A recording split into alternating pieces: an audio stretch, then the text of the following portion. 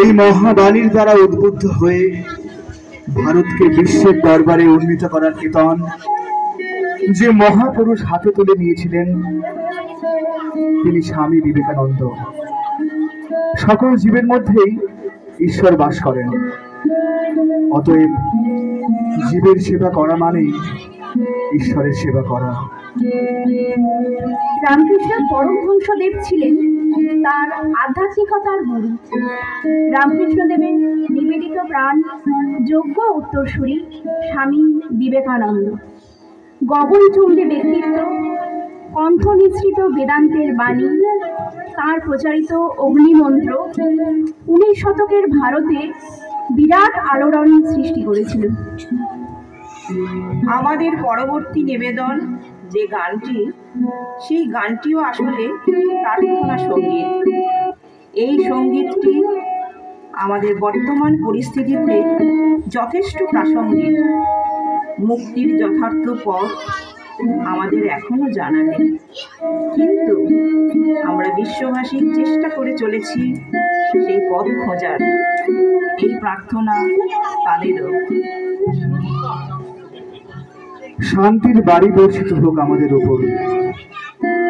হে ঈশ্বর, তুমি আমাদের সকল অসহায়তার অন্ধকার দূর করো, শোক সন্তাপ মোহ পাপ দূর করো, বাধা বিঘ্ন অপসারণ করে পরিচ্ছন্ন হৃদয়ে প্রাণকে সবল করার আকাঙ্ক্ষা আমাদের। আজ এই প্রার্থনা সমগ্র বিশ্বের মানব সমাজের, সমগ্র মানব জাতির।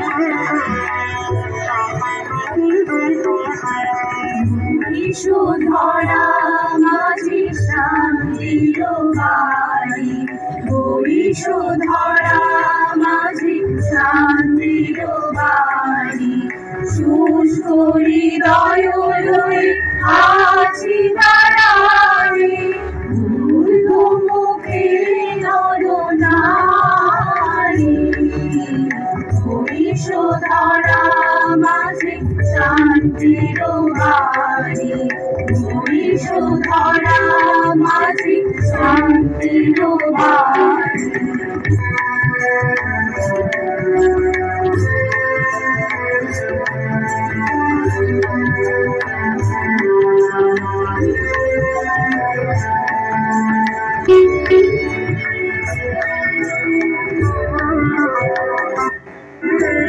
না থাকে অন্ধকার, না থাকে মোহ পাপ, না থাকে সুখ, না থাকে অন্ধকার, না থাকে মোহ পাপ, না থাকে সুখ, হৃদয় বিমল হোক, প্রাণ সবল হোক,